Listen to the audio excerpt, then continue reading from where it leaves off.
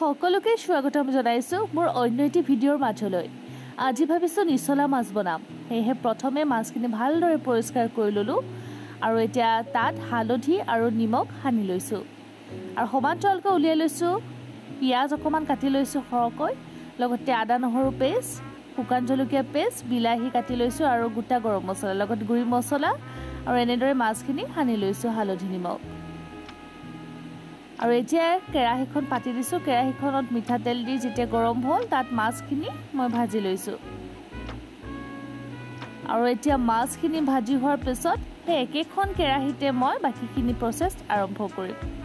দেখিবলৈ অকমান লেতেৰা লাগিছে ন, কিন্তু উপায় নাই, এনেদৰে আচলতে সোৱাদটো বেছি লাগে খাবলৈ, কাৰণ মাছ ভাজি লৈছো যে অকমান অপৰিষ্কাৰ লাগিছে কেৰাহীখন। বাৰু একো নাই, সেই একেখন কেৰাহীতে গৰম হোৱাৰ পিছত গোটা গৰম মছলা দিলো, দেখিলেই নহয়। তাৰপিছতে পিঁয়াজ দিছোঁ। এতিয়া পিঁয়াজখিনি লৰুৱাই আছোঁ। পিঁয়াজ অকণমান পৰিমাণটো সৰহকৈ দিব, খাবলৈ ভাল লাগে। এতিয়া পিঁয়াজখিনি অকণমান ফ্ৰাই হোৱাৰ পিছত আদা নহৰু পেষ্টটো দিছোঁ আৰু শুকান জলকীয়াৰ পেষ্টটো দিছোঁ সমান্তৰালকৈ। আৰু এতিয়া এইখিনি ধুনীয়াকৈ লৰুৱাই মই ফ্ৰাই কৰি ল'ম। আৰু অকণমান ফ্ৰাই হৈছে যেন লাগিছে, তাত মই এতিয়া কাটি ৰখা বিলাহীখিনিও দি দিছোঁ আৰু এতিয়া লৰুৱাই থাকিম।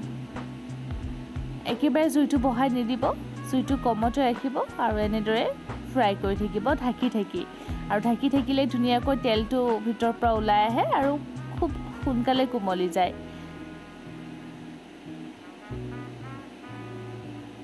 আচলতে কি জানেনে, নিছলা মাছৰ বহু ৰেচিপি আছে আৰু সেয়েহে ভাবিলোঁ মই যে আজি যিমান পাৰি সহজভাৱে আপোনালোকক দেখুৱাওঁ। এয়া দেখিছেনে, নিমখ দিলোঁ আৰু হালধি দিলোঁ। অকণমান ইয়াতে মই দি দিওঁ জিৰা গুড়ি। প্ৰথমে কাশ্মীৰী ৰেড চিলি পাউডাৰ অকণমান দিলোঁ, অকণমান জিৰা গুড়ি আৰু অকণমান ইয়াত মই ধনিয়া গুড়ি দিছোঁ।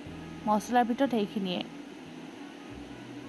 আৰু এতিয়া গোটেইখিনি ধুনীয়াকৈ মিক্স হোৱাকৈ ফ্ৰাই কৰি আছোঁ, যাতে তলত লাগি নধৰে তাৰ বাবে মই কম জুইত ৰাখি এনেদৰে ঢাকি ঢাকি ফ্ৰাই কৰি আছোঁ। আচলতে কি জানেনে, কথাখিনি আধৰুৱা হৈ থাকিলে, যিসকলে ৰুমত থাকে, বেচেলৰ হয়, তেওঁলোকৰ খাবলৈও মন যায় বনাই দিয়কচোন, কিন্তু ভাবে আৰু বহু যোগাৰ লাগিব, বহু সময় লাগিব, আচলতে তেনেকৈ ভাবে যে। যিসকলে এইটো একদম ঝটপট হৈ যোৱা এটা ৰেচিপি হয়, খুব সহজভাৱে বনাব পাৰিব আৰু খুব কম সামগ্ৰীৰে। গতিকে যিসকলে নিছলা মাছ খাই ভাল পায়, এবাৰ এনেকৈ বনাই খাবচোন, নিশ্চয়কৈ আপোনালোকে খাই ভাল পাবই পাব। আৰু দালি ভাতৰ লগত এনেদৰে যদি খাই খুব ভাল পাওঁ মই। আৰু ক'লোৱে নহয়, নিছলা মাছৰ বহুত প্ৰকাৰে বনাব পাৰি, যেনে ইলিচ মাছ বহুত প্ৰকাৰে বনাব পাৰি, ঠিক তেনেদৰে। কিন্তু এইটো একেবাৰে সহজ বুলি মই ভাবোঁ। দেখিলেনে, মছলাখিনি ভাজি ভাজি তাত সামান্য পৰিমাণৰ পানী দিছিলোঁ, গৰম পানী, একটোপ দুটোপ, বেছি দিয়া নাই। দি আকৌ ঢাকি ঢাকি ঢাকি মছলাখিনি যিমান পাৰোঁ ফ্ৰাই কৰি লৈছিলোঁ। তাৰপিছত যেতিয়া শুকাই আহিছে, এতিয়া মই ভাজি ৰখা নিছলা মাছখিনি দি দিছোঁ। আৰু এটা কথা লক্ষ্য কৰিব, মছলাখিনি কিন্তু আপোনালোকে খুব ধুনীয়াকৈ গোন্ধটো, কেঁচা গোন্ধ মাৰ নোযোৱালৈকে আপোনালোকে ধুনীয়াকৈ ভাজিয়ে থাকিব।